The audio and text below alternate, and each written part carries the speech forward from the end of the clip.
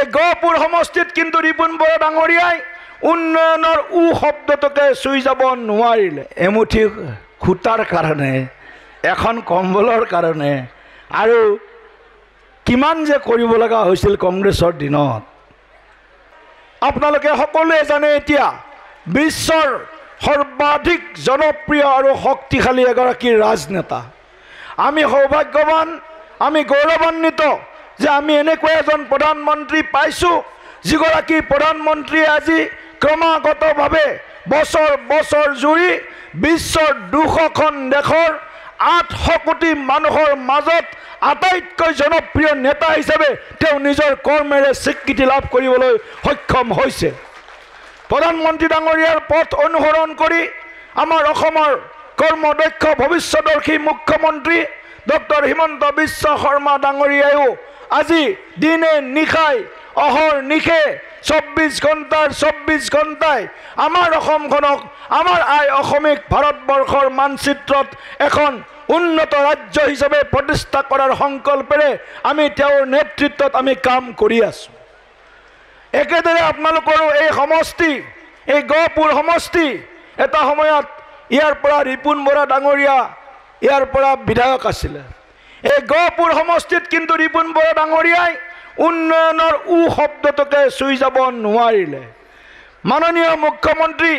Doctor Himanta Biswa Sarma ডাঙৰীয়াৰ আশীৰ্বাদত আজি উৎপল বৰা ডাঙৰীয়াই এই অঞ্চলৰ ৰাইজৰ লগত নিৰৱচ্ছিন্নভাৱে সম্পৰ্ক ৰক্ষা কৰি সুখে দুখে থাকি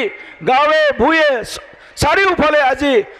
যিমান সম্ভৱ যথাসম্ভৱ তেওঁ উন্নয়নৰ চিন্তা কৰিছে, উন্নয়নৰ ধাৰাটোক শক্তিশালী কৰিবৰ কাৰণে তেখেতে কাম কৰিছে।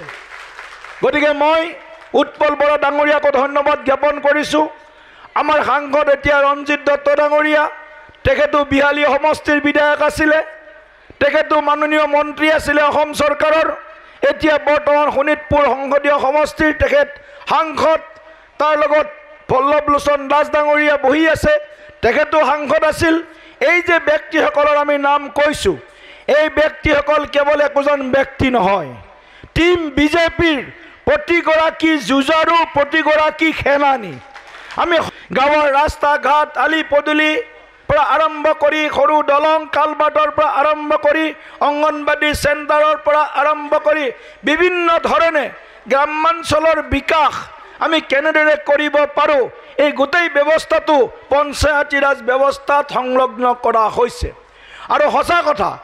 যিটো পূজ্য মহাত্মা গান্ধীয়ে কৈ গৈছিল, মহাত্মা গান্ধীয়ে কৈছিল যে যদি গ্ৰাম স্বৰাজ লাগে, যদি ৰাম ৰাজ্য লাগে, তেলে গ্ৰামোদয় হ'ব লাগিব, গ্ৰামোদয় হ'ব লাগিব। অৰ্থাৎ গ্ৰামৰ উদয়, গাঁওবিলাক আগবাঢ়ি যাব লাগিব। গাঁৱত থকা মানুহবিলাক অৰ্থনৈতিকভাৱে সামাজিকভাৱে তেওঁলোক সুৰক্ষিত হ'ব লাগিব, তেওঁলোকৰ জীৱন ধাৰণৰ মানদণ্ড শক্তিশালী হ'ব লাগিব। আপোনালোকৰ নিশ্চিন্ত হৈ থাকক, গাঁৱৰ কোনো এঘৰ মানুহে ঘৰ নোপোৱাকৈ নাথাকে। ইতিমধ্যে গাঁৱে গাঁৱে ইতিমধ্যে জিও ট্ৰেকিঙৰ কাম হৈ আছে আৰু মুখ্যমন্ত্ৰী ডক্টৰ হিমন্ত বিশ্ব শৰ্মা ডাঙৰীয়াই এই কথাটো স্পষ্ট কৰিছে, যদি কোনোবা সেল্ফ হেল্প গ্ৰুপে জিও ট্ৰেকিং কৰা নাই, কৰিবলৈ যোৱা নাই, তেতিয়াহ'লে সেল্ফ জিও ট্ৰেকিঙৰ জৰিয়তে আপোনালোকে অনলাইন যোগে নিজৰ ঘৰটো পোৱাৰ ব্যৱস্থাও আপোনালোকে কৰিব পাৰিব। এয়া হ'ল আমাৰ সংকল্প সিদ্ধিলৈ ৰূপান্তৰ কৰাৰ আমাৰ বিনম্ৰ প্ৰয়াস। লাখপতি দিদি সিদিনা বিহালী সমষ্টিত মুখ্যমন্ত্ৰী ডাঙৰীয়া নিজে আহি ২৭,০০০ মহিলাক, প্ৰতিগৰাকী সেল্ফ হেল্প গ্ৰুপৰ আই মাতৃ মহিলা সদস্যক ১০,০০০ টকাকৈ ইতিমধ্যে প্ৰদান কৰিছে। এই পঞ্চায়ত নিৰ্বাচনৰ পিছতেই মুখ্যমন্ত্ৰী ডাঙৰীয়াই কৈছে, যেতিয়াই উৎপল বৰা ডাঙৰীয়াই ক'ব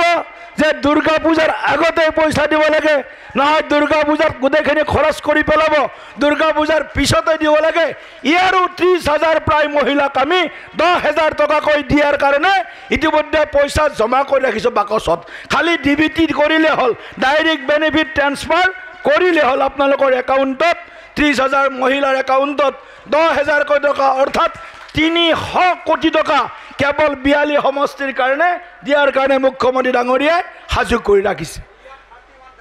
31,000 মই 30,000 ভাবিছিলোঁ 31,000 গতিকে 31,000 মহিলাই 10,000 টকাকৈ পাব এমুঠি সূতাৰ কাৰণে এখন কম্বলৰ কাৰণে আৰু কিমান যে কৰিব লগা হৈছিল কংগ্ৰেছৰ দিনত আৱাস যোজনাৰ ঘৰ ইন্দিৰা আৱাস যোজনা আছিল নাম 75,000 টকা দিয়ে 75,000 টকাটো তেতিয়াহে পায় যেতিয়া কংগ্ৰেছৰ এই দালাল মধ্যভোগীয়ে 10,000 15,000 টকা পায় তাৰপিছতে ইন্দিৰা আৱাস যোজনাৰ হিতাধিকাৰীৰ তালিকাত সেই মহিলাগৰাকীৰ নাম সোমায় লাজৰ কথা বৃদ্ধ পেঞ্চন বিধৱা পেঞ্চন বিধৱা মহিলা আই মাতৃগৰাকীয়েও যদি পেঞ্চন পাব লগা হিতাধিকাৰীৰ তালিকাত নাম সোমাব লাগে এই মাজৰ কংগ্ৰেছী দালাল নেতা পাল নেতাক যদি 1,500 টকা নিদিয়ে বিধৱা আই মাতৃগৰাকীয়েও পেঞ্চন পোৱা নাছিল সেই দিনবিলাক পাহৰি নাযাব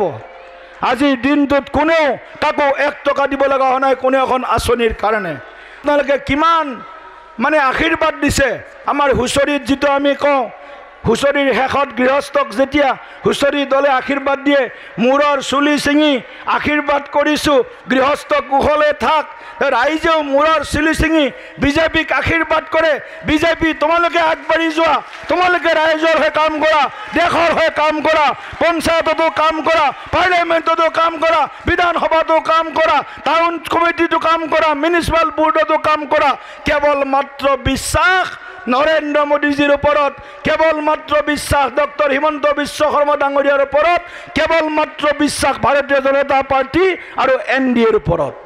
গতিকে এই ধাৰাটো শক্তিশালী কৰাৰ কাৰণে এই পঞ্চায়ত নিৰ্বাচনত আপোনালোকে নিশ্চিতভাৱে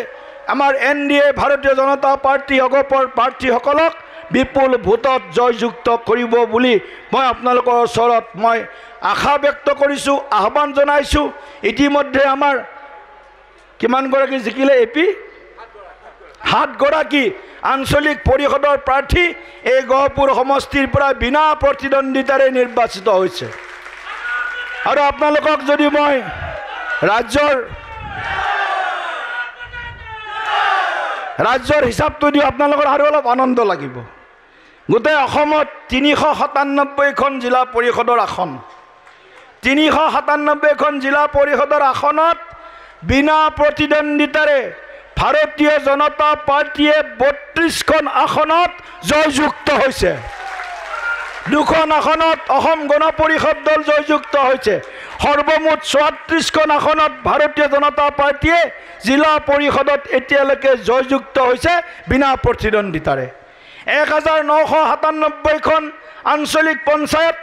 1997খন আঞ্চলিক পঞ্চায়তত ভাৰতীয় জনতা পাৰ্টিয়ে 257টা আঞ্চলিক পঞ্চায়তৰ সদস্য পদত বিনা প্ৰতিদ্বন্দ্বিতাৰে নিৰ্বাচিত হৈছে 30টা পদত অগপ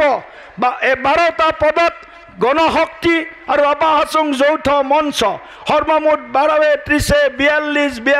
257 299খন আসনত ভাৰতীয় জনতা পাৰ্টি NDA মিত্ৰজোঁটে জয়লাভ কৰিছে গতিকে এনেধৰণে যি মূলা বাঢ়ে তাৰ দুপাততে চিন